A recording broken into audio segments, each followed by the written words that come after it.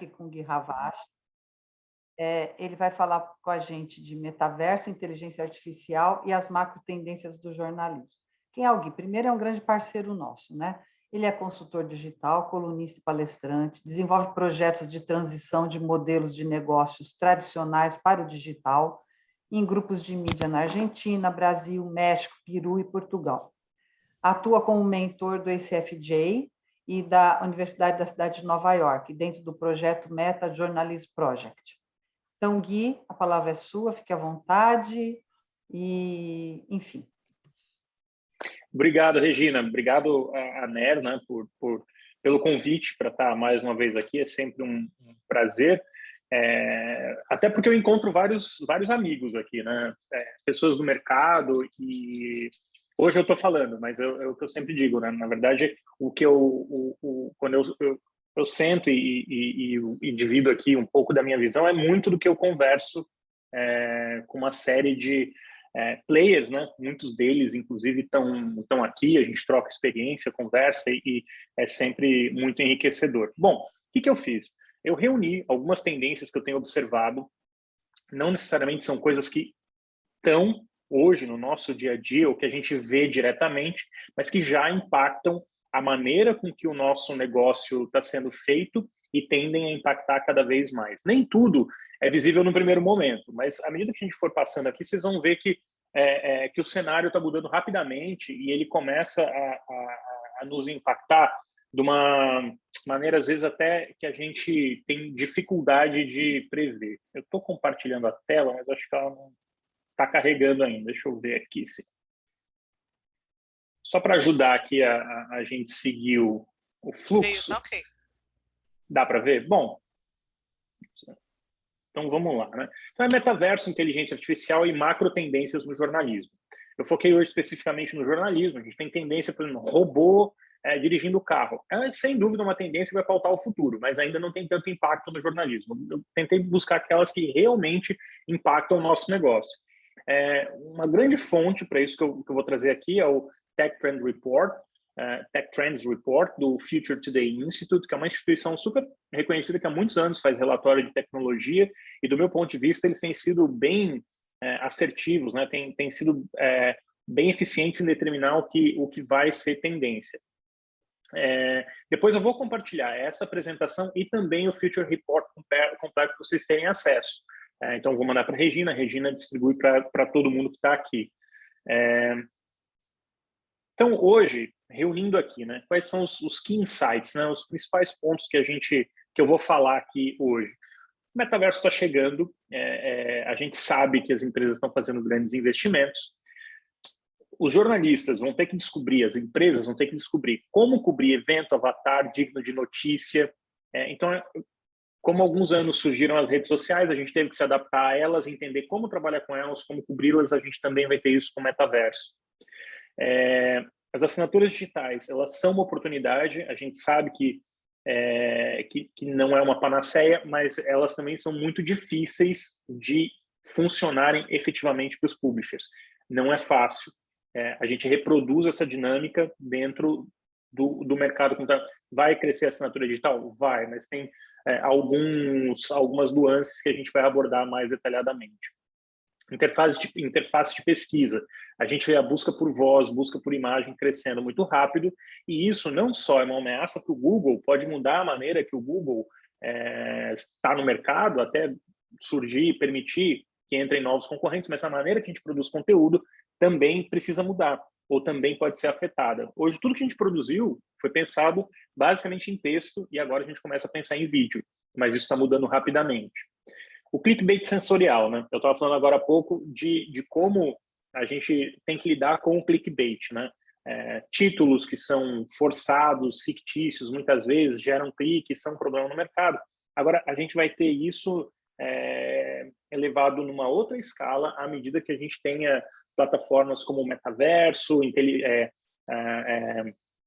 os óculos, né, de realidade virtual, realidade aumentada por meio do telefone celular, tudo isso acaba tendo impacto no que a gente produz. O número de startups criando soluções digitais de inteligência artificial cada vez maior. robôs escrevendo reportagens, reportagens feitas a partir de redes sociais, algoritmos captando notícias para gerar insights para jornalistas e assim por diante. Uma necessidade crescente de alfabetização digital, midiática, né? As pessoas precisam começar a entender como funcionam as redes sociais, como funciona o jornalismo e como essas duas coisas interagem. Para a gente que está no mercado, não é fácil. Imagina para quem está de fora disso e não acompanha o dia a dia. E aí, um elemento desse analfabetismo digital e jornalístico, no certo sentido que a gente vive, são esses super ciclos, né, que a gente está criando de indignação, boicote, cultura de cancelamento. E para fechar tudo isso, a gente ainda tem um movimento de consolidação da mídia com grandes empresas comprando pequenas e médias ou comprando, inclusive, outras grandes empresas. Mas vou fazer aqui, entrar mais no detalhe de cada parte. Esse é o trailer do Jogador Número 1, que é um filme que eu acho que representa bem o metaverso. Eu vou partir do princípio aqui que a gente está mesmo, todo mundo já está um pouco inteirado do que é o metaverso. Na apresentação vai estar o clique, vai estar o vídeo, é só clicar, vai dar para assistir, mas para a gente economizar o tempo aqui, focar, eu vou pular o trailer. Mas para metaverso, basicamente, é a capacidade de a gente usar um óculos ou dispositivos sensoriais que nos levam para a realidade virtual, né? Que a gente pode interagir no mundo virtual. Quando a gente fala de metaverso, necessariamente vai ter o óculos, vai ter a pessoa criando um avatar, uma representação dela no ambiente digital, e ela passa a interagir dentro desse ambiente digital, que pode ser uma simulação do mundo real ou do mundo fictício criado dentro desse novo espaço. Bom, hoje, o metaverso, assim, eu venho escrevendo sobre metaverso tem 2 anos, tá? Mas é impressionante como todo mundo começou a falar de metaverso nos últimos meses, depois que o Facebook anunciou a mudança de nome de Facebook para Meta. Hoje, a empresa, que era Facebook, se chama Meta, e dentro da Meta tem Facebook, Instagram, WhatsApp, todas as empresas aí, as 3 grandes empresas do grupo. Além de Instagram, Facebook e WhatsApp, tem uma divisão que tem aplicado muito dinheiro para desenvolver hardware, chips, equipamentos como óculos, né, como a empresa óculos, para o metaverso. O princípio do Zuckerberg é que hoje a gente interage com o mundo virtual por meio do celular, mas essa não é a ferramenta ideal, esse retângulo pequeno que ele chama, né, para que a gente possa interagir. Tem uma questão do Facebook também, que a gente pode argumentar, né, que as redes sociais não têm mais o mesmo apelo que tiveram, tem o crescimento, né, de streaming, TikTok, outras formas de consumo. A disputa pela atenção tá muito dura, né? Então, o Facebook agora é Meta, e o David Wiener, que é o CFO da Meta, deu uma ideia, né? 10 bilhões de dólares investidos para desenvolver esse metaverso. Então, eu não vejo como isso, de alguma maneira, não vai ser relevante. Se o Facebook vai ser o líder dessa conversa ou ele vai ganhar essa disputa, é impossível prever. Quando a gente quando a computação pessoal começou, a IBM seria um candidato natural para vencer a corrida, não venceu. Foram outros players que acabaram vencendo. Hoje, se a gente olhar, até o Google e a Apple, que tem sistemas operacionais de telefone celular e são bastante determinantes na maneira que as pessoas consomem conteúdo. A própria Kodak, né, que inventou, foi uma das precursoras na foto digital, acabou não dominando esse mercado e foi engolida por outros concorrentes. Então, tem um histórico de inovação que os líderes atuais tradicionalmente não se tornam os líderes do futuro. Seguem muito importantes, mas não lideram as novas tendências. Mas o Facebook quer fazer isso. No passado, quando ele era muito focado no desktop, ele conseguiu fazer uma transição para o telefone celular, para o mobile. A aposta do Zuckerberg é que ele consiga fazer isso também no metaverso. E surge um monte de oportunidade para a gente, tá? Mas o metaverso, é importante que a gente entenda, ele não é só essa experiência de colocar um óculos e entrar no ambiente virtual, né? Ele passa por uma série de outras tecnologias que têm crescido nos últimos anos, que formam um conjunto ou a base dessa experiência. Então, a gente tem games. A indústria de games ela já é maior do que a indústria de cinema, do que Hollywood e a indústria fonográfica combinadas. Então, assim, a indústria de game é muito grande, ela é muito influente, muito forte. A gente acabou de ver a Microsoft comprando, né, a Ubisoft, um estúdio por mais de 70 bilhões de dólares. Então, isso dá uma ideia do tamanho desse mercado. Mas vai além, porque a gente tem NFT. Hoje o NFT basicamente você conseguir comprar, né, um objeto digital e ter a propriedade daquilo. A gente tem uma série de publishers, né? AP, New York Times, o SBT no Brasil, fizeram algumas iniciativas de NFT, criaram tokens, né, como non-fungible tokens, que a gente chama. Isso basicamente fica um registro dentro de um ledger, né, dentro tem uma rede de computadores, vai gerar um mapa, né, de todas as propriedades dentro dessa rede, e aí, por criptografia, isso garante que essa propriedade vai ser de uma única pessoa. Grosso modo, o que o SBT faz quando ele coloca um NFT do Silvio Santos, ou o New York Times coloca uma reportagem, transforma uma reportagem em NFT? Ele dá virtualmente a propriedade pode dar virtualmente a propriedade sobre aquele produto para alguém que compra isso e tem dentro de uma rede social. Tem dentro de um ledger, dentro de um registro que pode ser numa rede de Bitcoin, numa rede de Ethereum, ou mesmo numa rede privada. NFT dá para a gente ficar falando horas aqui só disso, mas eu não vou entrar tanto hoje nisso. A gente tem o e-commerce, que é a gamificação do e-commerce, tem content commerce, que também tem crescido muito, shoppertainment, que é essa tendência da gente transformar a compra em entretenimento, VR, AR. Todas essas tecnologias têm evoluído muito nos últimos anos. Algumas delas são bastante antigas, a gente fala de realidade virtual há décadas, mas agora a tecnologia chegou num ponto de maturidade que a gente consegue explorá-las melhor. Para muitos, isso que a gente está chamando de metaverso, que é uma maneira mais fácil de juntar, na verdade é o Web 3.0, uma evolução natural da internet. É o futuro agora. Então, o metaverso ele ainda é difícil, ele é pouco palpável, né? Se você perguntar para o Facebook, ok, então, Facebook me mostra o que é o metaverso, eu quero entrar no metaverso, não tem. Você tem uma série de iniciativas pontuais, mas o metaverso, de fato, é quando eu puder entrar com o meu avatar num mundo de Fortnite, conseguir transitar para o metaverso do Facebook, fazer uma reunião no metaverso com o meu avatar, encontrar cliente, parceiro, comercial, e depois eu vou assistir um show dentro do Roblox.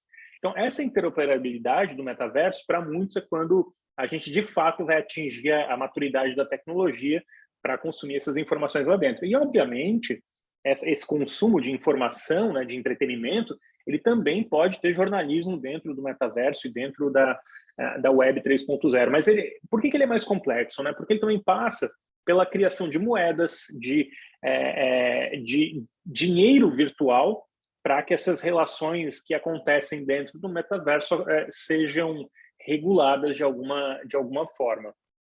Esse é um potencial enorme. A gente sabe, né, que a gente está terminando um ciclo de inovação com celulares. Hoje a gente chegou no ápice da telefonia celular, 4,5 bilhões de pessoas já usam. A gente não tem grandes avanços. Basta olhar para o iPhone, a gente vê que o iPhone não tem dado mais aqueles saltos, né? Hoje, de um ano para o outro, ele fica talvez um pouco mais rápido, um pouco mais redondo, um pouco mais quadrado.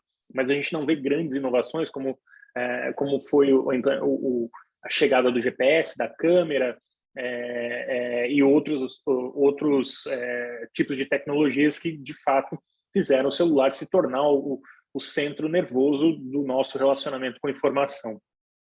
O movimento cripto vai ter uma parte muito importante nisso para definir quem vão ser os donos das propriedades e como esse dinheiro, né, o fluxo de negócios vai transitar dentro da internet. Então, assim, quando a gente fala metaverso, ele vai muito além de só ter um avatar dentro do mundo virtual. Ele é uma série de tecnologias que, reunidas, vão levar a internet para o próximo passo dela. Que é uma onda, né? Mas essa onda pode ser um tsunami, na verdade, né? Porque a gente também sabe que a inteligência artificial tem estado cada vez mais presente dentro do nosso dia a dia. Quando a gente faz uma busca no Google, quando a gente usa Siri, quando a gente usa o assistente do Google, tudo isso está baseado em inteligência artificial. E agora a gente também tem as expectativas das audiências mudando em função da inteligência artificial. Quem aqui hoje não depende do Google de alguma maneira para sobreviver no negócio de jornalismo? E o que muita gente ignora, ou talvez não tenha percebido, é o peso que o Discover do Google, que é um algoritmo, ou seja, basicamente baseado em inteligência artificial, tem em determinar a audiência. Eu vejo muito publisher pensando, como eu apareço no Google Notícias? A audiência do Google Notícias é cada vez menor, enquanto a audiência do Discover tem disparado. Mais de 90% dos brasileiros têm Android. É a tecnologia predominante no país. Quando a pessoa abre o celular dela e vê uma sugestão de notícia, essa sugestão de notícia vai ser muito lida, se ganhar escala e ganhar o tamanho que tem. Então, hoje, cada vez mais, a corrida entre publishers de grande audiência não é só para estar bem na busca ou aparecer no Google Notícias, é para ter destaque no Discover. E isso passa muito pelo uso do algoritmo que tem no Google e como você otimiza para o algoritmo. Obviamente, isso traz alguns problemas, questões éticas, né? Como o Google decide o que as pessoas vão ver? Como o Google vai transformar um veículo, um jornalista ou uma notícia em um fato extremamente impactante? Tem uma série de fatores que determinam isso, mas todos vão passar pelo algoritmo. E, de novo, o algoritmo é burro. Muitas vezes, o algoritmo, ele sempre tem alguns elementos que vão balizar a decisão dele. Mas o princípio do machine learning, quando a máquina aprende com ela mesma, eu determino os parâmetros, mas eu não necessariamente sei a resposta que esse algoritmo vai dar. O algoritmo, ele aprende com ele mesmo e vai otimizando o resultado. Por isso que quando a gente tenta montar uma estratégia para uma redação, é tão difícil prever o que vai funcionar ou não dentro do Google, dentro do Facebook, porque todas essas plataformas são baseadas em algoritmos e os algoritmos dão respostas imprevisíveis até para quem desenvolve. Então, às vezes, a gente fica irritado, né, quando a gente conversa com uma plataforma, Google, Facebook, e não tem respostas claras. Só que não tem como ter uma resposta clara. Por isso que é difícil de você ter uma resposta, você fez isso errado, porque as próprias plataformas têm dificuldade de entender como os algoritmos funcionam. E é óbvio, né? É muito complicado para uma plataforma do tamanho e com a responsabilidade que essas empresas têm, de falar assim, eu não sei exatamente por que isso aconteceu. Então, a gente acaba tendo o tipo de relacionamento que a gente tem com as plataformas, que às vezes é delicado, para dizer o mínimo. Bom, textos de robôs. A gente tem visto uma evolução muito rápida da tecnologia de processamento de linguagem natural, PNL, que é basicamente você usar a inteligência artificial para otimizar tarefas comuns. Então, hoje, várias empresas jornalísticas já usam robôs para determinar resultados de jogos, para fazer um textinho, né? Um resultado de uma partida de futebol. Eu estava fazendo um projeto há um tempo atrás que eu poderia publicar mais de 3 mil resultados de jogos de futebol no mundo inteiro ao longo do dia. No final de semana chegaria a 3 mil resultados de jogos. A gente só esbarrou no problema das imagens. É um volume tão grande de imagem que a operação ficaria cara. Mas do ponto de vista do robô, extremamente possível, a gente já consegue fazer isso. Resultado de jogo, resultado financeiro de empresa. Sempre que a gente tem as respostas, né, os elementos em dados estruturados, ou seja, dados mais organizados, é mais fácil encontrar essa resposta. Quando a gente está falando de dados não estruturados, né, de diferentes tipos de arquivos, diferentes lugares, isso pode ficar um pouco mais complexo. Mas resultado de empresa, que está sempre em PDF, por exemplo, a gente tem os elementos comuns, é relativamente fácil você gerar esse texto. Mas a gente tem a questão do viés de algoritmo. Da mesma maneira que o Google pode ter problemas e tem problemas quando determina qual veículo vai ser privilegiado e aparecer na frente na busca ou no Discover, o jornalismo, à medida que ele passe a usar mais algoritmos para escrever texto, ele também pode ter viés. ele também pode favorecer ou prejudicar determinados grupos ou determinado tipo de informação dentro da plataforma. Eu acho que essa é uma grande questão que a gente vai ter que começar a olhar de maneira mais atenta. A gente é formado para escrever, a gente não é formado para entender o algoritmo. A gente não tem uma boa base matemática, científica dentro das universidades. Eu acho que esse é um tema que a gente vai ter que começar a explorar de uma maneira mais séria dentro das organizações de ensino jornalística. Aliás, de todas as áreas. Eu não consigo imaginar uma área hoje, se o seu negócio não é digital, jornalístico ou não, ele será. Em menor ou maior escala, todas as empresas serão afetadas pelo digital. Aqui tem uma lista de empresas, né? Automated Insights, Arcadium, Cortico, que usam robôs para gerar texto e gerar artigos jornalísticos ou conteúdo jornalístico a partir de informações disponíveis nas redes, sejam sociais ou na internet. Então, sempre à esquerda, eu vou trazer aqui uma lista de empresas que já atuam nesse setor. Caso você tenha interesse de ir atrás, conversar com essas empresas, estão todas na internet, não vão aparecer lá, só dá um Google. Interface de pesquisa em evolução. Esse é um ponto muito pertinente. Eu sei que alguns aqui têm projeto na Alexa, por exemplo. A adoção de tecnologia ela tem uma curva lenta. Ela começa devagar e, de repente, ela explode. E muitas vezes é difícil a gente acompanhar. A gente quer entrar nas ondas só quando elas estão bombando, mas o problema é que quando a gente entra na onda e esse barco já partiu, né, num certo sentido, é difícil para a gente recuperar o terreno que a gente perdeu. Quando me perguntam qual a melhor hora de entrar numa rede social, quando ela está começando. Quem entrou no TikTok 2 anos atrás, hoje tem uma vida muito mais tranquila de quem está começando agora. Agora pode ser difícil crescer sua rede no TikTok. Daqui a um ano, com certeza vai ser ainda mais difícil. Mas a gente sabe que tem uma limitação de recursos dentro das plataformas. Mas o ponto aqui que eu queria frisar é a interface de pesquisa. É como a estrutura tradicional que a gente tem de usar o texto e cada vez mais o vídeo como referências de conteúdo e pesquisa pode ser completamente alterada à medida que as pessoas passem a fazer mais buscas por voz, por imagem. O algoritmo novo do Google foi lançado no final do ano nos Estados Unidos, chegando no Brasil com força agora no segundo semestre. Ele já mistura imagem e texto nas buscas. Você pode usar uma imagem, fazer uma foto e complementar a busca com texto para que o Google traga um resultado. A gente, na prática, não sabe qual vai ser o resultado em organizações jornalísticas. Hoje, possivelmente, uma organização que seja muito bem posicionada no Google pode ser prejudicada, ou alguém que talvez não esteja tão bem posicionado, mas tem uma boa construção de imagens bem tagueadas, né, com meta tags e boas descrições para que o robô leia para imagem e vídeo, podem ser beneficiadas. E aí a gente, sem dúvida, vai ter um crescimento acelerado nos próximos anos de novas interfaces. Eu estava vendo ontem o óculos novo do Facebook, né? Foi feito com a Ray-Ban, são duas câmeras, estava numa apresentação eles mostraram, são duas câmeras, e aí você consegue fazer a chamada e você ouve a chamada pela haste do óculos.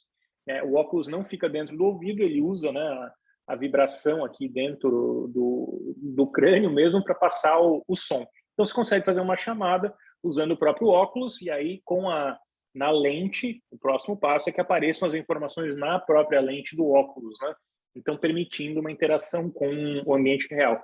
Já são tecnologias que já tem. O Snapchat teve óculos, o Google teve óculos, Facebook fazendo óculos agora, a gente ainda não teve nenhum desses aparelhos, de fato, ganhando escala no mercado. Mas a Apple deve lançar aí, até o próximo ano, já um dispositivo de interação com o metaverso. Com o metaverso ou mesmo no dia a dia. Pode ser um óculos, ou um óculos grande, um óculos mais discreto, a gente não sabe ainda, é um segredo da Apple, mas com certeza isso vai ter um impacto aí, talvez popularize a tecnologia. A Apple, por natureza, não é a primeira a lançar as tecnologias. Ela é a responsável por popularizar tecnologias. Então, muita gente sai na frente, tenta muita coisa, mas a Apple faz essa tecnologia se tornar, de fato, conhecida e usada pelo público. Mas, de novo, a maneira de buscar informação de notícia pode ser mudada radicalmente. modelagem de ameaças digitais. Eu não sei o quanto vocês já sentiram na pele ou já sofreram tentativas de ataque. Eu fiz uma matéria de pirataria, ou sobre uma coluna sobre pirataria, alguns meses atrás, e foi meio infernal, assim, porque eu recebi uma série de ataques virtuais, assim, inundaram meu e-mail, né? Então, eu passei a receber 2.000, 3.000 e-mails no único dia que robôs mandavam. Tentaram invadir minhas contas, rede social, por sorte, né? Eu tenho uma segurança relativamente boa, na verdade, eu acho bem boa, aqui, não conseguiram entrar nas minhas contas. Provavelmente eu dei sorte. Quando eles querem, eles acabam dominando. Mas a gente tem visto, né, esse assédio virtual cada vez mais frequente. Ele pode acontecer por meio de ataques, né, de tentar dominar a conta, mas também de redes, de grupos, né, que montam perfis falsos para denunciar o seu perfil, derrubar o seu perfil, campanhas de shaming, né, sites dizendo que você é pedófilo, que você, enfim, gente, tem de tudo. E esse tipo de ameaça, esse tipo de distração, ele vai se tornar cada vez mais frequente, já tem sido bastante frequente nos Estados Unidos. No Brasil acontece, a gente ainda discute menos, talvez seja menos organizado, mas a tendência é que isso ganhe uma dimensão muito maior, e a gente sabe que esse assédio tem um impacto no jornalista. Esse assédio, ele tem um custo legal, muitas vezes também tem um custo operacional, porque o tempo que você está combatendo uma ameaça também é um tempo que você podia estar fazendo outra coisa. Grandes sites hoje, Globo.com, UOL, sofrem um número imenso de ataques. Assim, é assombroso o número de ataques, de tentativas de controlar esses sites. Felizmente, a gente não teve nenhum grande site dominado ou completamente tomado, mas assim, eu tive a experiência enfim, em Portugal, agora recentemente, um grande jornal de Portugal teve todo o conteúdo dele roubado. Dominaram toda a rede, levaram tudo, inclusive não conseguiu se restabelecer um backup. O jornal ficou meses fora do ar, enfim, pediram resgate, não foi pago o resgate, então foi uma situação muito complicada que aconteceu lá em Portugal, e isso tende a acontecer cada vez mais. Bom, um lado bom que a gente vê é o amadurecimento da economia de assinaturas. De novo, a gente pode passar horas falando aqui de assinaturas, mas também essas novas tecnologias, micropagamentos, possibilidades de blockchain abrem toda uma nova gama de mercado para assinaturas. Mas é importante que se diga, tá? Eu sou um defensor das assinaturas, mas ao mesmo tempo eu tenho muito receio com a assinatura. A assinatura, ela funciona para um grupo muito limitado de marcas. Para quem, de fato, ou você tem uma oferta de produto muito boa, você entrega alguma coisa que agrega muito valor para o usuário, que faça com que ele pague, ou você tem uma marca muito forte e a pessoa não pode viver sem aquele conteúdo que você está produzindo. O New York Times vive de assinatura, mas é o New York Times. E aí a gente tem um jornal do tamanho do Washington Post, que tem um Jeff Bezos por trás, que recentemente disse que está tendo dificuldade, ou ficou nisso, está tendo dificuldade para viver de assinatura. E é o terceiro maior jornal dos Estados Unidos. Ao mesmo tempo, as assinaturas têm um viés de segmentação, então cada vez estão ficando mais nichadas. Então, veículos econômicos, Financial Times, Wall Street Journal, tem uma boa oportunidade de viver de assinatura, mas o que tem acontecido cada vez mais é que esses veículos que vivem, né, de recorrência ou de assinatura, eles têm criado ofertas. Então, se você assina o The Information, você tem uma base de dados de empresas e negócios fechados recentemente. Você assina para ter informação do veículo, mas também para ter acesso a essa base de dados. O TechCrunch é a mesma coisa. Você vai saber quais empresas compraram quais empresas, quais são as novas startups no mercado e quem investiu nelas. Mas a relação assinatura e público, ou player e público, também muda a relação do mercado. Muda a nossa relação com o mercado e também com quem nos patrocina ou investe. Então, isso também pode gerar um risco real, né, da gente ter um conflito de interesses aí naquilo que a gente vem fazendo. Mas, olha, para fechar essa questão de assinatura, muito rapidamente, a Netflix está tendo problema ou está tendo dificuldade de crescer a base de assinante. É um negócio muito caro, é um jogo muito disputado. A gente vê a Warner Media se fundindo com a Discovery, o negócio foi fechado sexta-feira passada, criando uma empresa de 60 bilhões para conseguir concorrer na economia de assinatura.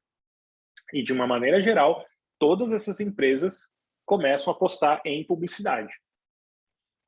A gente vê, inclusive, a Netflix falando que pode entrar no mercado de publicidade e ter publicidade dentro da plataforma. Então, a gente vê que o mercado de assinatura tem muito potencial, mas tem limitações, e a entrada de grandes empresas como Netflix ou como Warner Media Discovery dentro do segmento de assinatura vai tornar a disputa pelo share of wallet, né, pelo dinheiro das pessoas, cada vez mais dura. Confiança nas empresas de mídia. Acho que isso é uma coisa que a gente tem visto. A gente tem caído frequentemente nos níveis de confiabilidade. O público não acredita em muitas marcas de mídia. O jornalismo tem perdido credibilidade no mundo inteiro, não só no Brasil, é um fenômeno global. E essa tendência, né, dessa crise, ela pode ser acelerada justamente pelas novas tecnologias que a gente está vendo. Deepfake, criação de vídeos artificiais, né, que são muito realistas. Eu dizendo uma coisa que eu não falei. Isso pode comprometer a minha imagem, comprometer a imagem dos veículos que eu colaboro.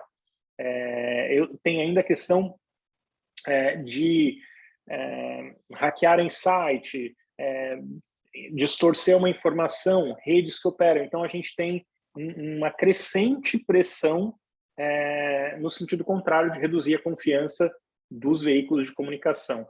Isso deve acelerar. Eu não vejo isso sendo revertido no curto prazo. E a gente tem uma questão ainda de aprender a lidar com as redes sociais. Eu acho que a gente não tem um nível de maturidade ainda como jornalista para lidar nas redes sociais. A gente não foi treinado para isso, tá? A gente não cresceu nessa cultura, não foi treinado para isso. Eu confesso para vocês que eu, muitas vezes tenho dificuldades de lidar com o Twitter. Eu quero estabelecer o diálogo, mas às vezes não tem nem espaço para o diálogo ali. A gente ainda precisa amadurecer nesse sentido. A gente entra na questão da rede de um para muitos. E isso já está muito presente, né? A gente vê jornalistas saindo de grandes veículos, é muito comum nos Estados Unidos, né? Não precisa ir longe, a gente tem no Brasil hoje o Poder 360 do Fernando Rodrigues, que foi da Folha há muitos anos, montou o próprio site dele. Mas hoje a gente tem uma possibilidade que vai além de um jornalista sair e montar o próprio site. Montar um site é difícil, você precisa ter equipe, sua própria base de ter desenvolvedor de tecnologia, tem que ter um investimento. Mas hoje a gente também tem visto que as ferramentas estão baixando muito de custo. Newsletter, podcast, experiências mais nichadas que permitem que um jornalista ou pequenos grupos de mídia encontrem novas maneiras de se comunicar com a audiência por um custo de acesso muito baixo. O Substack, que é uma plataforma que tem crescido muito nos Estados Unidos, por exemplo, de newsletter, ela é gratuita. Então você tem a sua base de assinante, pode ser gratuita a sua newsletter, você não paga. Se você começar a cobrar pelo acesso, o Substack fica com um percentual da sua receita. O Substack, inclusive, investe em jornalistas, contrata jornalistas para que esses jornalistas colaborem dentro da newsletter. Não é só o Substack ou só a newsletter, né? A gente também vê Discord, uma rede social que você cria canais. Eu vejo muito evento de jornalista acontecendo dentro do Discord, dentro de chats de redes sociais, e muitos deles são fechados, você só pode participar ou entrar no Zoom, por exemplo, se você for assinante. Isso também tem criar confrarias, grupos, né? A GQ, da Editora Globo, criou uma confraria agora, com experiências, eventos, também é uma maneira de agregar valor, mas essa possibilidade de criar redes de um para muitos, ela tem acelerado também a fragmentação do jornalismo. Então, ela acaba sendo uma grande questão para a gente. Novas regulamentações. Nesse momento, a gente está discutindo em Brasília o PL, né, 2630, que ficou conhecido como a lei das fake news. Cada vez menos isso fala de fake news e cada vez mais se trata de uma legislação para regular a relação de grandes veículos tradicionais com veículos com as big techs. É uma discussão complexa, né? Eu não sou, por exemplo, contrário a que Google e Facebook paguem por jornalismo, mas eu acho que as regras precisam ser claras. Para onde vai o dinheiro, como o dinheiro vai ser aplicado, quais organizações jornalísticas vão receber esse dinheiro. Na Austrália, por exemplo, se fechou uma lei semelhante e basicamente todo o dinheiro foi para 2 grupos de mídia da Austrália, que receberam, um dos grupos recebeu, do Murdoch, recebeu 230 recebe, né, por ano, 230 milhões de dólares. A iniciativa é boa, mas a maneira que foi feita não foi muito feliz, inclusive já está sendo revista na Austrália, vai começar um processo de revisão. No Canadá, se criou um fundo para apoio do jornalismo, mas esse fundo, ninguém tem visibilidade, hoje ele fica nas mãos do governo, e aí a população canadense, ninguém, na verdade, consegue nem mesmo saber quais veículos o governo está mandando dinheiro desse fundo lá no Canadá. Quando eu fui fazer o imposto de renda no Canadá, você pode, inclusive, declarar a assinatura de jornal como uma despesa para bater do imposto de renda. Então, tem uma série de benefícios, ou uma série de possibilidades para apoiar o jornalismo, seja por meio do pagamento do Google, do Facebook, ou mesmo com reduções de impostos, mas, ao mesmo tempo, é preciso que a gente tenha visibilidade e transparência. A imprensa precisa ser independente. Então, à medida que a gente tenha uma regulamentação, e essa regulamentação tem que levar em conta como a gente incentiva veículos independentes e também dá transparência para todo o processo. Mas, de novo, eu não vejo um cenário em que a gente tenha menos disputas regulatórias, a regulação ela vai se tornar cada vez mais frequente. A gente ainda está tentando regular redes sociais, né, ao pé da letra, e a gente já começa a discutir os impactos de inteligência artificial, metaverso, no jornalismo. Então, você vê que o regime regulatório ele está sempre atrasado. Ele está 4, 5 anos atrás do que já acontece no mercado nesse momento. Eu estou vendo aqui um comentário no chat. Sim, a gente vai mandar a apresentação aqui. A Regina depois manda para todos. Bom, fragilidade digital. Um tema que a gente acaba Gui, não discutindo. desculpa, deixa eu só falar uma coisa. Claro. Que eu tenho um mailing dos nossos associados, então eu vou passar para os associados da ANER. Tá? A pessoa que estiver pedindo, ela vai ter que me passar o e-mail dela para eu conseguir fazer isso. Senão... Eu vou postar nas minhas redes sociais também. Acabando aqui, eu posto a apresentação vai estar no meu Twitter. Não acabando aqui. Até amanhã eu coloco no meu Twitter, no meu LinkedIn. Então, fiquem à vontade, vai estar lá os 2 links para a apresentação e para essa que eu estou fazendo aqui para o Future. Então, vai estar disponível para todo mundo. Fragilidade digital. Fragilidade digital, basicamente, é a vulnerabilidade coletiva que a gente tem para as informações no digital. Hoje, você perde tem empresa, né? Perde um computador, faz uma migração mal feita, perde todo o histórico, todo o conteúdo jornalístico produzido por ela. Quando a gente tinha um bom e velho papel, você ia lá no DDoC, né? Dependendo se você trabalhasse na Abril, onde fosse, você ia no DDoC ou no CDoC, e estava lá, tudo guardado, dentro de caixa. Era mais difícil você perder. Você tinha esse arquivo. A Abril tinha 2 arquivos, ficava um na editora Abril, o outro na gráfica. Então, hoje no digital, parece que está tudo disponível, mas a gente também tem um risco grande de perder todo esse histórico. E a gente está falando de um curto espaço de tempo. Imagina daqui 30, 40, 50 anos como a gente vai fazer pesquisa. Textos que eu fiz em disquete, por exemplo, eu perdi. Eu não tenho mais. Então, acho que essa é uma questão. Aliás, eu tenho um buraco na minha carreira, né? Os tempos que eu trabalhei na revista Época, eu já não encontro mais as reportagens no site, e aí eu também não publiquei no papel, algumas delas. Então, elas desapareceram, né? No vácuo. E isso vai acontecer cada vez mais. A gente tem um volume cada vez maior de informação e essas informações acabam se perdendo no tempo. Essa fragilidade digital, por um lado, tem isso, e por outro, é a gente não conseguir deletar ou fazer desaparecer essas informações. Por exemplo, se uma criança hoje usa uma lousa eletrônica na escola, essa informação pode ficar guardada eternamente. Como essa criança pode ter controle sobre essa informação dos erros que ela cometeu quando ela usou a lousa ou quando ela usou um computador?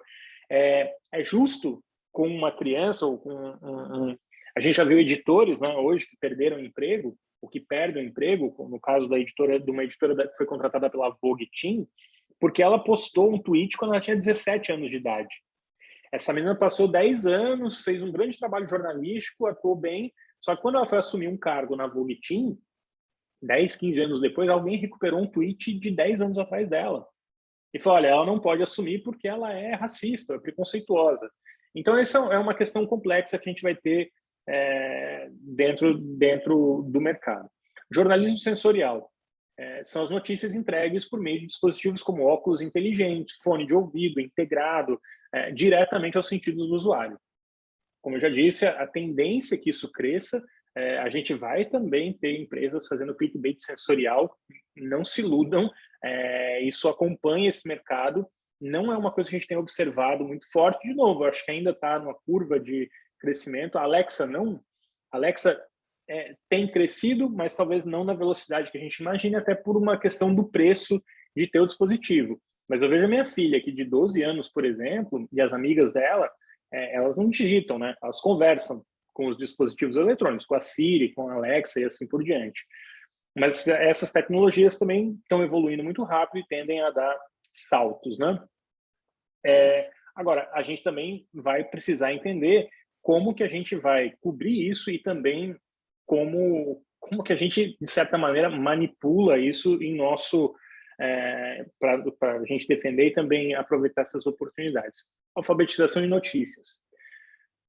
A gente aqui é um grupo fora da média, né, no entendimento do impacto dessas tecnologias e como isso já acontece no nosso dia a dia.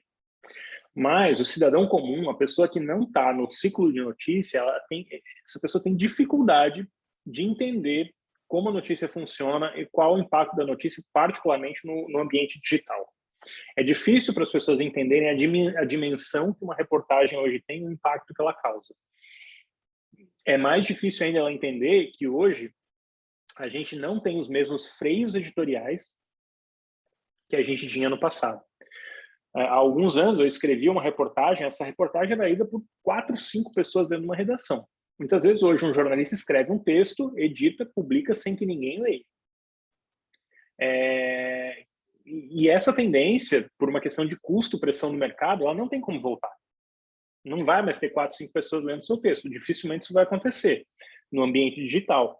Mas as pessoas também precisam ser instruídas, né, aprenderem na escola qual o papel do jornalismo e qual o impacto que a digitalização teve no jornalismo nos últimos anos e segue tendo, com questão de fake news. Então, hoje, né, a gente tenta regular as fake news, é a velha história, né?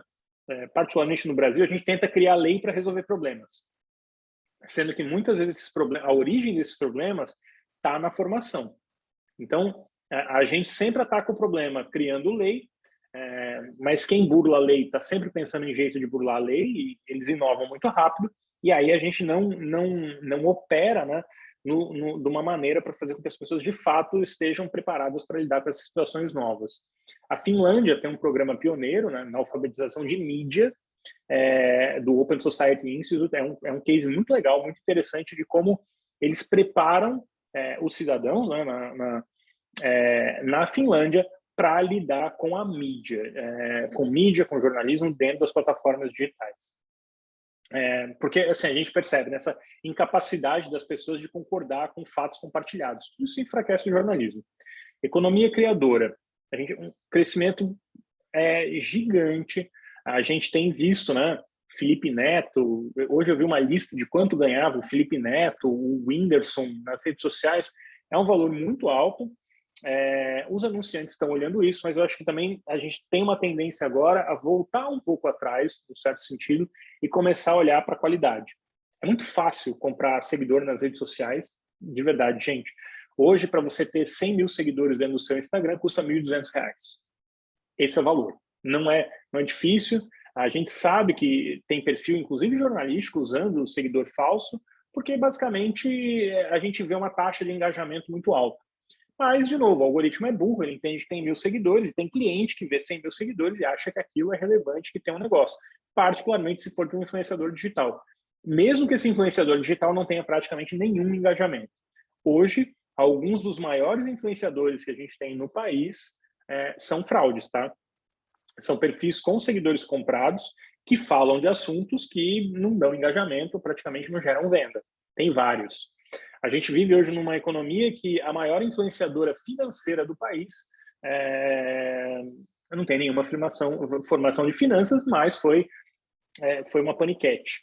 Então, enfim, é um mundo curioso que a gente vive hoje, mas eu acho que as marcas tendem a ficar mais atentas para essa relação com a economia criadora, que é fundamental, e ela vai estar cada vez mais próxima do nosso negócio jornalístico, de uma maneira ou de outra, seja trabalhando em parceria, seja com troca de experiências e elementos, a gente também, jornalistas se tornando criadores de conteúdo, né, como a gente tem visto, mas esse mercado ainda precisa passar por uma depuração, ainda tem muito lixo dentro da economia criativa, só que as marcas estão ficando mais atentas, tem uma evolução de maturidade natural no mercado. Guilherme, desculpa te interromper. Eu queria Diga. saber quem é essa Paniquete, fiquei muito curiosa. Ixi, me manda uma mensagem que eu vou buscar o nome dela. De cabeça eu não vou lembrar, mas ela é gigante, ela é muito grande no Instagram e eram várias. Esses dias eu estava vendo o levantamento, mas de cabeça eu não vou lembrar o nome, mas eu tenho aqui Tá bom, eu busco o nome dela. Tá bom, obrigada. Imagina. E aí a gente tem as métricas de atenção e fraudes, né? Que, como a gente sabe hoje tem um volume muito grande de fraude dentro do digital. Não é uma questão confortável, né? Tem estudo que estima que 60% de todo o tráfego dos cliques é fraudulento. Eu já vi número maior, número menor, mas enfim, a gente sabe que é um problema no mercado que inclusive afeta publishers, porque a gente recebe, a gente concorre com fraude, então a gente faz um site sério, que faz um conteúdo consistente e está concorrendo, e aí está diluindo, né? Mais gente botando publicidade concorrendo com a gente, reduzindo o valor médio do CPM. Tem um grande problema de fraude. A Ozzy Media, aqui nos Estados Unidos, no ano passado, fechou porque se descobriu que era uma operação fraudulenta, né? Está aqui a Carol Dias, a Helena Leite passou a informação. Tem várias, tá? Várias ex-paniquetes e ex-BBB se tornaram influenciadoras de finanças, porque tem pouco influenciador no segmento de finanças, então vocês vão encontrar várias. Bom, então a gente tem essa questão da fraude, mesmo, né, de pessoas que se passam por outra coisa para vender um tipo de informação, já tem uma base grande de seguidores, aí fica fácil vender fundo de previdência, assim por diante. Bom, a gente tem que ter um processo hoje de combate às fraudes, e eu não vejo como isso vai acontecer se não for com a aderência dos grandes players. Google, Facebook, essas empresas precisam ser atuantes no sentido de combater a fraude. Do jeito que está, muitas vezes é confortável, ou pode ser confortável para as empresas, manter o mercado do jeito que está. Os anunciantes têm se movido no sentido de combater essas práticas fraudulentas, mas ainda é um movimento lento e, de novo, é uma corrida de gato e rato. À medida que a gente desenvolve novas tecnologias, os fraudadores desenvolvem novas maneiras de fraudar. A gente vai ter uma grande mudança aí com o fim dos cookies, vai ser mais difícil rastrear, né, os dados dos usuários, segmentar a publicidade, mas, ao mesmo tempo, a gente também tem uma oportunidade de tentar criar um mercado mais saudável. Investigando a tecnologia, né? Hoje, eu percebo que, à medida que a gente tem uma demanda cada vez maior de temas tecnológicos, assuntos tecnológicos, a gente não tem pessoas na redação preparadas para fazer a cobertura jornalística desses grandes temas de tecnologia. De novo, a gente passa pela questão da formação do jornalista, né? A gente não é formado para lidar com grandes dados, para entender inteligência artificial, isso acaba sendo um trabalho pessoal de buscar esse entendimento muitas vezes. Está longe de ser o ideal, e a gente tem que ter gente capacitada para fazer a cobertura desses temas relevantes. A gente viu agora, na guerra da Ucrânia, como o New York Times usou dados de satélites e uma série de informações, dados não estruturados, para determinar que de fato aconteceu aquele massacre na Ucrânia, cruzando diversas fontes de informação. Não é um trabalho jornalístico tradicional, no sentido de entrevistar fontes ou de ter fontes, é um trabalho basicamente de cruzamento de dados. Isso tem acontecido de uma maneira cada vez mais frequente e até mesmo usando inteligência artificial para gerar essas informações, para gerar esses dados. E consolidação da mídia, acho que esse é um ponto que afeta a todos aqui, mesmo que você não seja dono de um veículo, você potencialmente é afetado por uma fusão e uma aquisição. Nenhuma dessas fusões e aquisições, nenhuma é muito drástico, mas raramente uma das fusões e aquisições acontece sem corte de custo e sem redução de equipe. A gente tem visto no mundo inteiro um movimento muito forte de fusão e aquisição. No meu entendimento, esse movimento ainda é lento no Brasil, ou pode ser lento no Brasil, porque a legislação impede propriedade internacional dentro de veículos de mídia. Ela é limitada a 30%. Tem uma boa chance dessa lei mudar no ano que vem. O que eu ouvi em Brasília é que se o Bolsonaro for reeleito, tem aí uma grande chance de ser aprovada a propriedade por capital estrangeiro dentro da mídia brasileira. Então, movimentos como compra de grandes canais de TV, fusão de grandes canais de TV, grandes grupos de mídia regionais, numa tentativa de concorrer numa escala global, com certeza deve acontecer. O SBT tem proposta de... pelo menos se comenta no mercado, o SBT poderia falar melhor, mas assim, a gente vê matéria de que tem proposta pelo SBT, de que tem interesse de compradores em comprar o Grupo Globo. Tem muito dinheiro no mercado internacional. O mercado de mídia, ele é um mercado que ganha muito com escala, então com qualquer fusão e aquisição hoje de um grande grupo nacional, esse grupo certamente se veria em vantagem de um grande grupo, ou mesmo comprando veículos regionais para ter uma escala maior. Nos Estados Unidos já é o que vem acontecendo. Eu posso aqui ficar horas discutindo, né? Como a Time Warner, que era um grupo gigante de revista, canal de TV, foi comprado pela AT&T, que depois a AT&T se desfez do negócio de mídia, e aí se criou a AT&T Discovery. Todo o braço de revista foi vendido para Meredith, que era um grupo gigante aqui nos Estados Unidos, que também foi vendido para Dotdash, que pegou a área de revista, transformou em digital e vendeu todos os canais de TV da Meredith para o grupo Gray. Então, assim, rapidamente tentando resumir aqui alguns dos grandes movimentos nos Estados Unidos de fusão e aquisição, e mais cedo ou mais tarde isso deve chegar no Brasil. Cultura do cancelamento, a gente tem visto aqui, né, nos Estados Unidos, também no Brasil, como tudo agora vira uma questão em torno dessa cultura do cancelamento, das pessoas se dizendo canceladas, mas, ao mesmo tempo, a gente também percebe que tem grupos de influência econômicos, ou mesmo, né, bilionários, pessoas com muito dinheiro que se dizem canceladas para evitar o escrutínio público.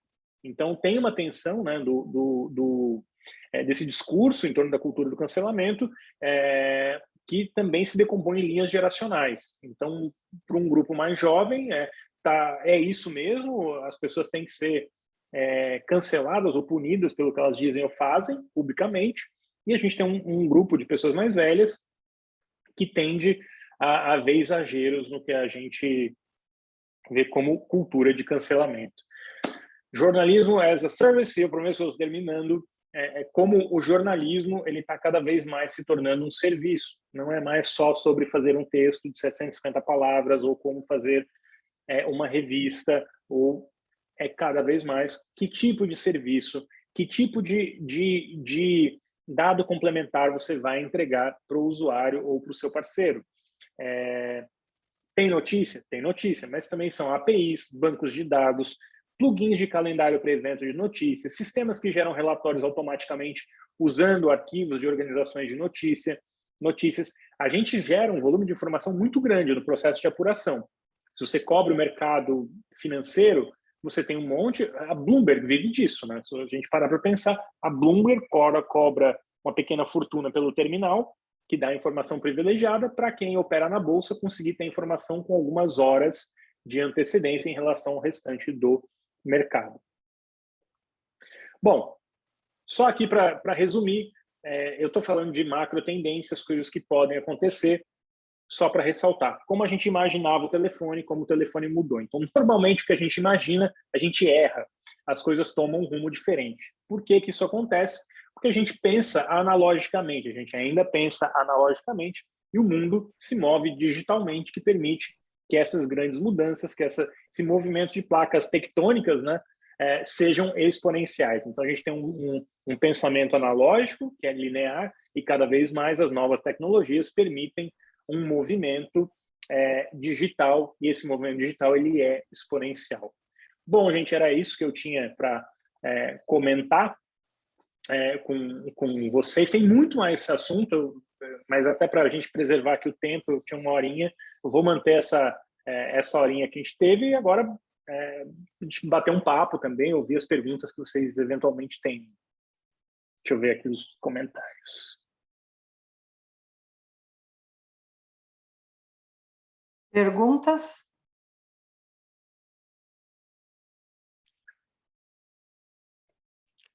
Guilherme, primeiro parabéns, né? Como sempre, Obrigado. brilhante. Mas a pergunta é assim, você no fim disse assim, tem muito, muito, muito mais para eu contar, e o que a gente faz com o que a gente ouviu hoje? Olha, eu acho que a gente tem que escolher as batalhas, Marcos. Não dá para sair correndo atrás de tudo. Mas para a gente escolher as batalhas, a gente precisa tentar entender aonde a gente quer estar. Qual é a proposta de valor que a sua marca faz? O que você, como publisher, né? O que a gente, como publisher, quer oferecer para o usuário? E não tem certo ou errado. Tem escolhas. Então, assim, eu percebo alguns grupos de mídia, por exemplo, assim, eu vou vender assinatura. E é nítido, mesmo dentro da organização, que eles não têm uma estrutura, ou não têm uma força de marca para viver de assinatura. Então, assim, se você não está conseguindo atrair uma pessoa que pague R$ 1,90 por mês, ou R$ 2,00, ou R$ 2,50, R$ 3,99 por mês, faz sentido você insistir no modelo de assinatura? Depende da sua proposta de valor, né? O que você está correndo atrás, assim. Agora, tem publisher, né? A própria Pais e Filhos faz evento muito bem. Tem uma capacidade assombrosa de fazer evento. A maneira que vocês reinventaram o seminário durante a pandemia, né, e a palavra é reinventar, né, porque era um seminário que acontecia fisicamente, vocês passaram a fazer por meio digital, plataformas digitais, e entregando o mesmo valor e talvez até mais valor para os anunciantes. Então, assim, eu acho que passa muito pelas escolhas que a gente faz. Óbvio, a gente tem que estar atento. Mas aí, talvez a régua para definir como a gente faz as escolhas, né? O que pode aumentar o seu negócio 10, 100 vezes? Hoje, né, se a gente pensar como uma startup, né, ok, e a gente tem que ter linhas paralelas correndo dentro do negócio. A gente tem que ter um negócio tradicional, que a gente gera dinheiro, e o que a gente aposta que vai gerar dinheiro no futuro. Um exemplo concreto disso, para mim, é a Globo. A Globo tem a TV Globo, tem feito um processo muito duro de reestruturação, cortado custo, demitido gente e assim por diante. Mas, paralelamente, tem feito massivos investimentos no Globoplay e na sua estrutura digital. Se a conta da Globo vai fechar ou não, é uma questão da Globo. Eu não tenho como responder isso pela Globo. Mas, assim, a gente vê o resultado financeiro do Globoplay crescendo consistentemente todos os anos. É um mercado extremamente disputado, o streaming. Agora, se daqui a uns anos a Globo for vendida, por exemplo, não me surpreenderia se o Globoplay tivesse mais valor do que a própria Globo, do canal Globo. Mesmo com o canal Globo gerando muito mais resultado financeiro do que o Globoplay. O Globoplay perde dinheiro, e perde muito dinheiro todos os anos, mas é operado como uma startup. Obviamente, a grande maioria dos publishers não pode se dar o luxo de perder dinheiro em nenhuma área nesse momento. Mas eu acho que a gente precisa fazer apostas. Se a gente quer crescer e voltar a crescer. E aí eu focaria minha atenção e o meu dinheiro e tempo naquilo que pode dar um retorno exponencialmente maior. Se você tem um jornal impresso, qual a chance de lançar outro jornal impresso dar um retorno exponencialmente maior para vocês? Talvez essa seja a questão. Como diz a Andressa aqui, é investir para aumentar e não aumentar para investir. Talvez essa seja uma boa frase para definir, né, o contexto que a gente está. Nunca é uma decisão fácil fazer escolhas. A gente quer tentar fazer tudo. Mas um grande problema nas redações hoje em dia é foco. falta foco nas redações. A gente tenta fazer muita coisa ao mesmo tempo. Mais perguntas? Ana, tem alguma? Não? Está satisfeita? Gui, deixa eu só falar aqui, Regina, rapidinho. Essa frase da Fátima Pissarra, da Mind, é que pegou a gente de jeito, eu e a Adriana, quando ela falou, e é uma outra empresa que realmente faz sentido, né? E você vê a Mind, né? A Fátima, né? A Fátima é brilhante, né, no trabalho que ela faz. Mas a Mind é um bom exemplo. Começou com uma agência que agenciava músico. Depois começou a fazer influência digital. Hoje tem grandes influenciadores do país dentro da Mind. A Mind tem feito parcerias com publishers. Começa a entrar no mercado de publisher e ficou sócia do BuzzFeed no Brasil. Hoje a marca BuzzFeed é controlada pela Mind, pela Fátima, pelo Murilo e pela equipe da Mind. Então, eles estão trazendo o editorial para dentro da Mind. Talvez, eu não posso, estou aqui supondo, né? A Fátima também tem um entendimento de que ela é muito dependente das redes sociais. Hoje, boa parte dos negócios da Mind está dentro do Instagram. Se o Instagram perde espaço, se o TikTok domina mais esse mercado, ela ainda é refém das plataformas. Ela diversificou, ela trabalha hoje com grandes grupos de mídia, mas principalmente ela está se tornando um grupo de mídia. É uma aposta dela. Eu acho pouco provável que, talvez ela não esteja ganhando dinheiro nesse momento, mas a aposta dela é que se ela dominar a plataforma, com a equipe que ela tem, se eu não me engano, são 45 vendedores na Mind, tá? A equipe de venda são 45 pessoas. Que publisher hoje em dia tem 45 atendimentos realizando venda, montando projeto e assim por diante. Então, a gente percebe que também tem uma mudança veloz no mercado. De novo, eu acho que a potencial abertura de mercado para grupos estrangeiros pode mudar também essa situação muito, muito rapidamente, assim, da gente ter o mercado, do meu ponto de vista, nos últimos anos tem estado muito estagnado. Os vencedores seguem na liderança, sem grandes ameaças, sem grandes preocupações, num certo sentido. A gente se preocupa em perder dinheiro, particularmente se você é um publisher pequeno e médio. Agora, os grandes líderes do mercado seguem grandes líderes do mercado. Se eles perdem, são para as grandes plataformas que levam anunciantes, não porque eles tenham um competidor roubando o mercado que era deles. Tem uma pergunta aqui da Márcia para você, Gui. Você consegue ver aí? Eu estou vendo aqui. Você tem alguma dica sobre como encontrar o foco? Por onde começar a encontrar o caminho para a digitalização das redações, principalmente pequenas redações? Olha, tem um jeito mais fácil. É pelo dinheiro.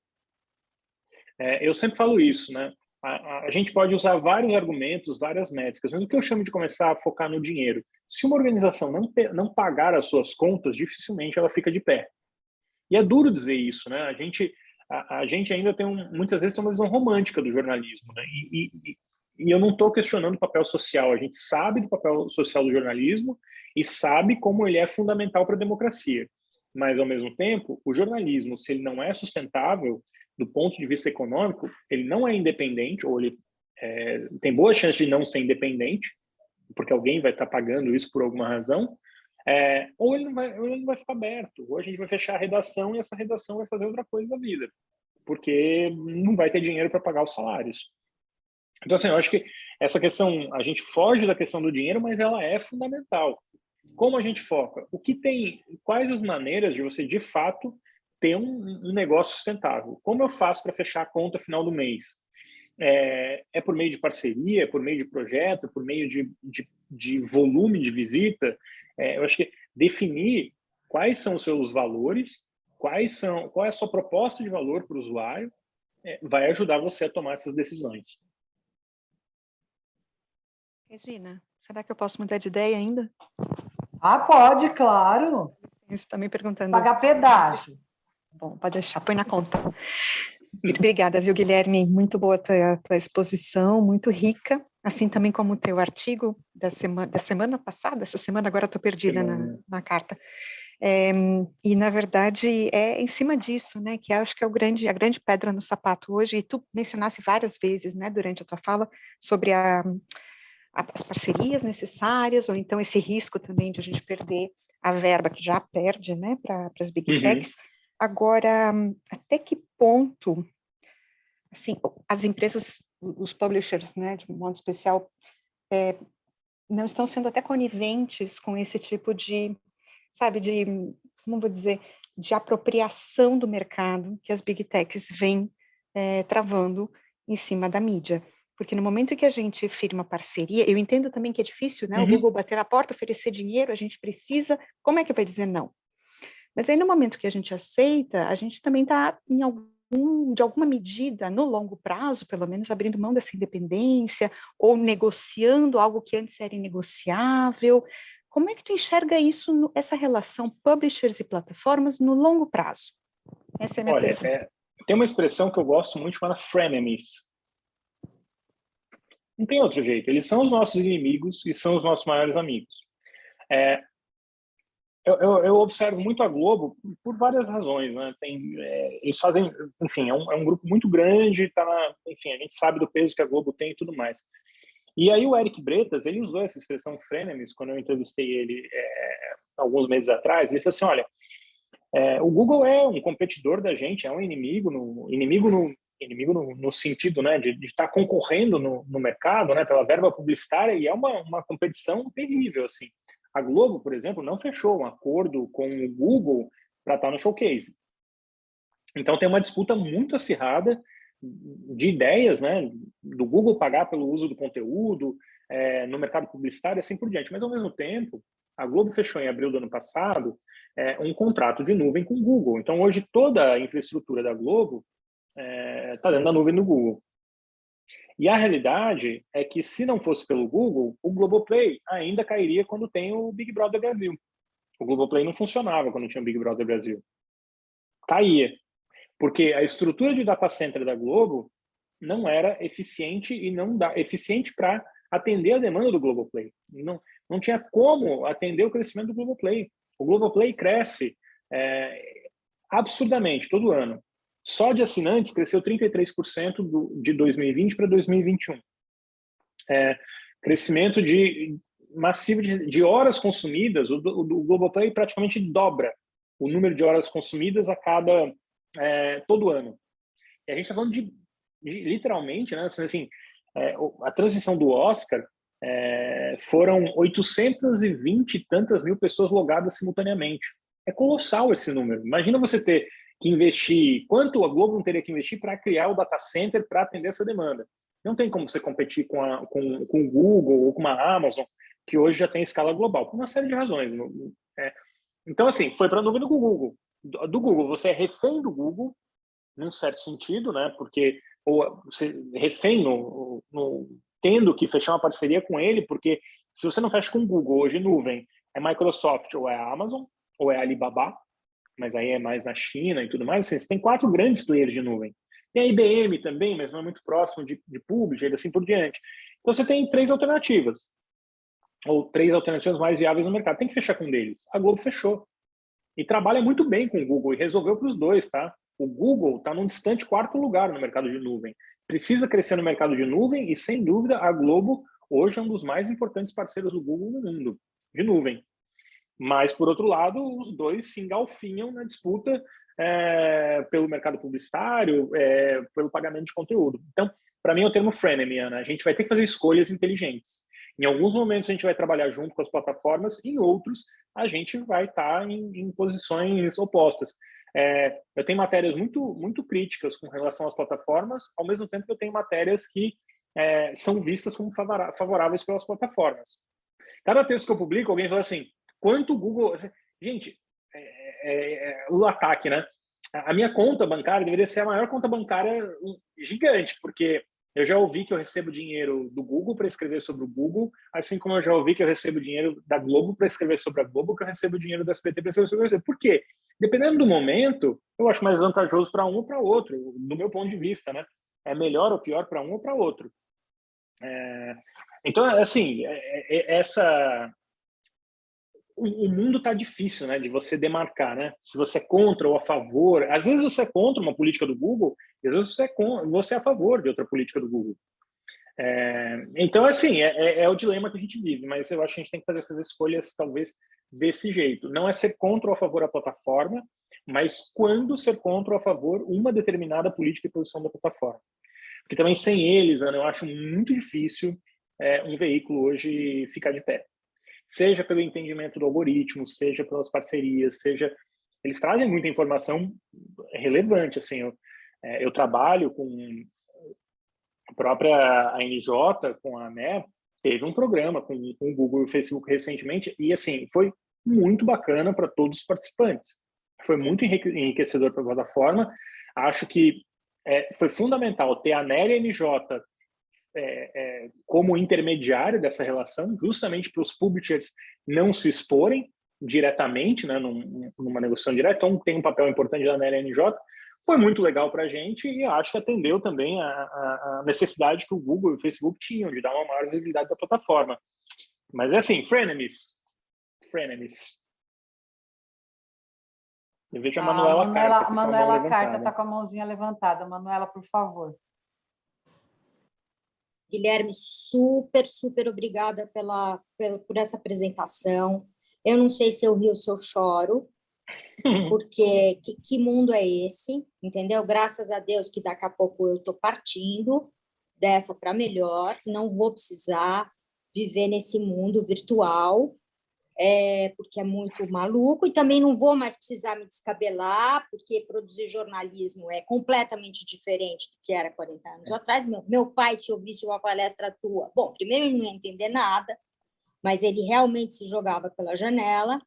Agora, o problema, a gente, no nosso caso, no caso da Carta Capital, tudo bem, eu acho que tudo bem, vamos lidar com as big techs, como como é que é? Free enemies, né? Frenemies.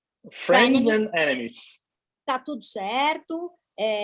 Fazemos todo o jogo dos cínicos, né? Agora, e quando no nosso caso, por exemplo, você tem uma série de players no mercado que não produzem conteúdo, eles chupam conteúdo. E são considerados sérios. Sérios e players do mesmo nível da gente, né?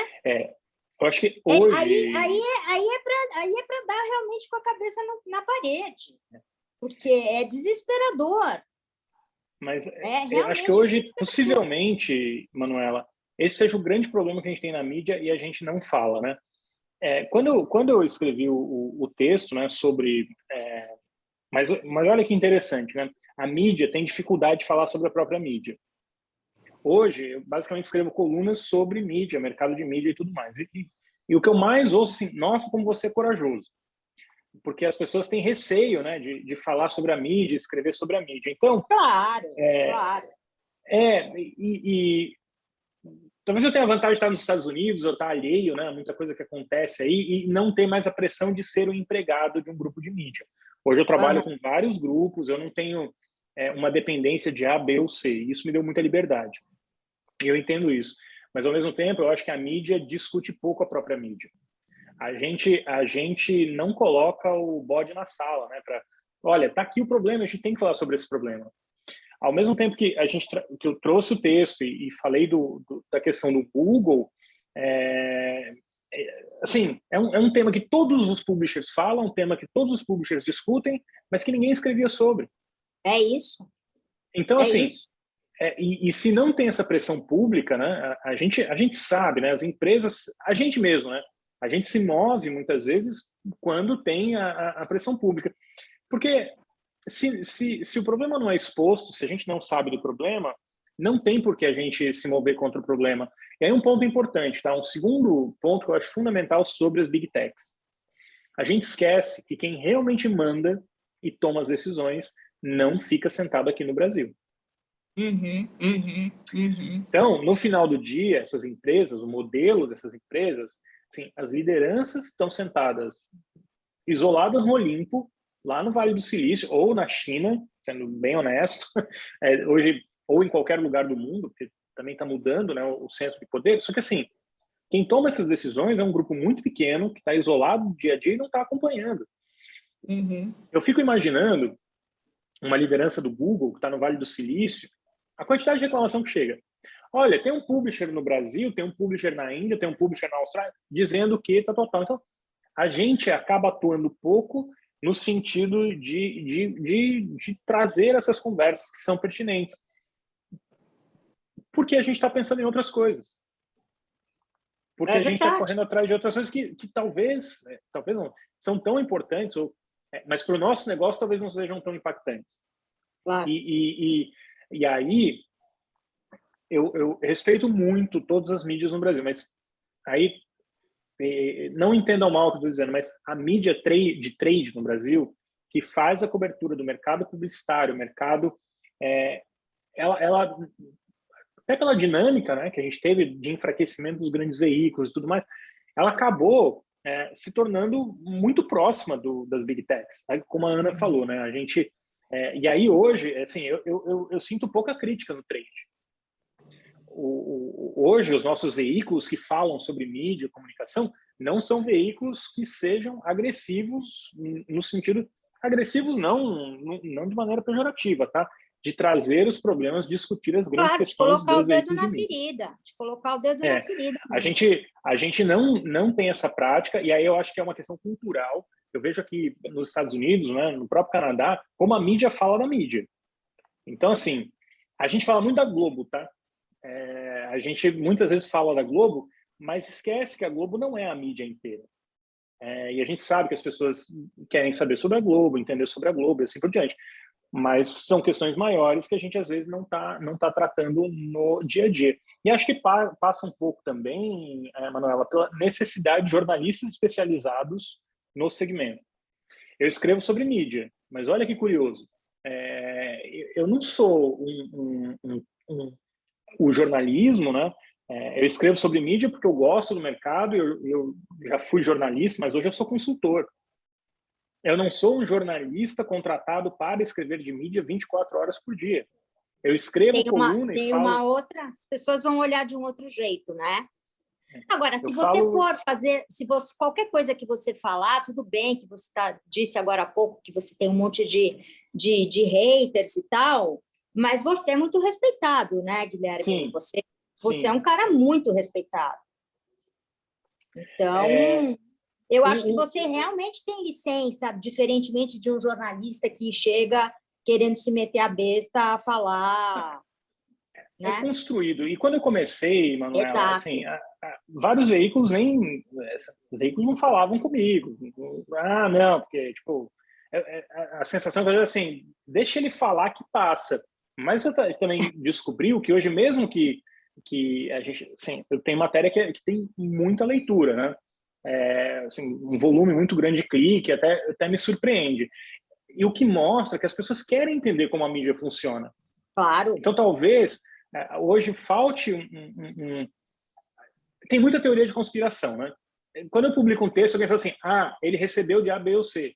Gente, se fosse tão fácil receber, era mais fácil pagar o veículo de mídia inteiro e o veículo de mídia inteiro falaria bem de A, B ou C. Então, é que é tão mais fácil, né? Tão mais fácil dizer que a pessoa recebe. E as pessoas têm dificuldade de entender que é tão difícil organizar uma conspiração. Gente, a gente não consegue organizar o encontro da firma no bar. Organizar conspirações, então, em organizações jornalísticas... É verdade. É tão difícil. Eu acho que, assim, tem cultura do veículo. Então, assim, o veículo, ao longo dos anos, vai desenvolvendo uma cultura, ele tem posições favoráveis sobre A, B, C e assim por diante. Então, quando a gente recruta uma pessoa no veículo, a gente já está selecionando alguém que esteja ideologicamente alinhado com a gente. Mas, assim, essa questão do jornalismo, né? A gente está apoiando... E é meio louco, né? Porque o algoritmo, ele torna isso pior, né? Como a pessoa só vê aquilo que ela quer ver, claro. Então, assim, uma matéria contra o Bolsonaro publicada no veículo. Aí ele clica naquilo. A mídia social vai mostrar mais daquilo para ele. Claro. Depois de um tempo, ele vai assim, esse veículo só fala mal do Bolsonaro, porque ele tem curiosidade em ver matéria falando mal do Bolsonaro. Talvez o veículo esteja publicando até mais matérias neutras ou a favor do Bolsonaro, assim por diante. Mas na cabeça dele, na visão dele, por uma falta de entendimento do algoritmo, aquele veículo só publica matéria contra o Bolsonaro. ou um jornalista só fala A, B ou C. Então, assim, tem essa dinâmica do algoritmo, e ela é uma dinâmica perversa, porque ela cria uma bolha e reafirma aquilo que você acredita. Gente, Diga, Gui, Regina. eu acho que isso vai ser motivo de um outro café, porque o nosso café dura 1 hora, já está com 1h30. Já acabou, né? E eu acho que a gente tem assunto para um outro café para falar de algoritmo. Acho que pode ser bem interessante isso, de uma forma bem interessante. Acho que isso dá para render bastante ainda, viu, Gui? A gente marca um outro, eu acho. Tá combinado. Desculpa, viu, Manuela, porque já passamos... Imagina, querida, imagina. Depois eu vou conversar com o Guilherme tete a tete. Tá Estão bom. todos os contatos Então, aqui, gente. Eu estou lá nas redes sociais, vou botar o conteúdo lá. Eu acho que até vai ser interessante, viu, Gui, porque a semana que vem o nosso convidado no café é o Marco Túlio Pires, que ele é ele é o líder do Google New Lab para o Brasil. Então, ele vai vir justamente falar de como usar as ferramentas do Google. Eu acho bem interessante, porque daí E são ótimos. Justamente, a gente vai ter motivos para conversar, inclusive, de algoritmos, se for o caso, e etc. E depois chamamos você para uma outra conversa, que isso que eu acho interessante, porque a gente pode daí medindo, conversando e falando. Acho que a gente não tem que ter medo de acessar essas informações e questionar e buscar respostas, porque muita coisa está surgindo e vindo, e é muita coisa nova também, né? A Sandra Botti, a semana passada, no café, ela falou uma coisa interessante, que ela foi naquele congresso lá dos Estados Unidos, enfim, aí nos Estados Unidos, e uma das coisas que já está se discutindo é a vida pós-redes sociais. Ou seja, já está se discutindo quando as redes sociais acabarem. E a gente não está discutindo isso, a gente está discutindo como aumentar as redes sociais. E os caras já estão pensando, rede social vai acabar, o que vai ter depois? Né? Então, é o metaverso. Exato, mas sei lá o quê. Então, na verdade, está se discutindo já isso, né? O término e o que vai vir depois, certo? Então, eu fico pensando que vai vir o Homem das Cavernas daqui a pouco. Olha, Regina, eu acho que o jornalista é um fatalista por natureza. E tem que ser assim, porque senão notícia boa é release, não é jornalismo, é o que eu costumo dizer. Mas assim, a gente precisa pensar também que nunca teve tanta gente consumindo o conteúdo que a gente produz. Eu nunca tive tanta gente lendo o que eu produzo. As revistas, né, tinha tiragem de 1 milhão. E talvez 1 milhão de pessoas não lessem. Hoje, tranquilamente, um veículo tem mais de 1 milhão de... veículos grandes têm mais de 1 milhão de visitas e tem um número de leitores muito maior. A gente atinge muito mais gente. Acho que talvez o desafio que a gente tem como sociedade é como caminhar juntos, né? Para que as pessoas entendam o nosso trabalho melhor, que a gente também consiga aumentar a transparência dentro das empresas, dentro da maneira que a gente produz jornalismo hoje em dia, para a gente chegar num ponto comum, né? O Brasil está num momento muito difícil, assim, é uma encruzilhada. Porque tem muita coisa nova e a gente está aprendendo a lidar com essas coisas. Mas eu sou otimista por natureza, assim. Eu acho que as organizações vão sobreviver, mas eu digo que é a caminhada do deserto. Quem passar vai sair muito mais forte, muito maior lá na frente. Sim, é verdade, eu acho que sim. E, Manuela, você não escapa, porque você pode até morrer, mas depois você tem a reencarnação, aí você volta e aí vai ter que lidar com tudo isso de novo. E sempre vai ter o legado, né? Que legado a gente vai deixar aqui. É verdade, o legado. Então, minha filha, não escape. Gente, a gente vai encerrar o café, porque todo mundo tem seus compromissos, né? Enfim. E, Guilherme, eu quero te agradecer demais. O Gui é um grande parceiro da ANER, sempre, né? A gente está sempre conversando, batendo papo, ele é uma espécie de mentorzinho nosso. Então, eu quero te agradecer demais, muito obrigada. É sempre enriquecedor. Eu sei que você vai colocar nas suas redes a sua apresentação, a gente também vai colocar no Facebook da ANER, para quem quiser acessar. Os contatos do Gui estão aqui, quem quiser conversar com ele, falar, etc., ele está sempre muito disposto, muito aberto para tudo, certo? Então, interajam, que vale muito a pena. Tá obrigada, bom, gente? Guilherme, obrigada, Rê. Obrigado. Obrigada, gente. Obrigada, Gui. Obrigada, Rê. Obrigada a todos. Beijo, tchau, tchau. Beijo, Adriana. Tchau. Beijo, parabéns, Gui. Beijo. Valeu. Arrasou.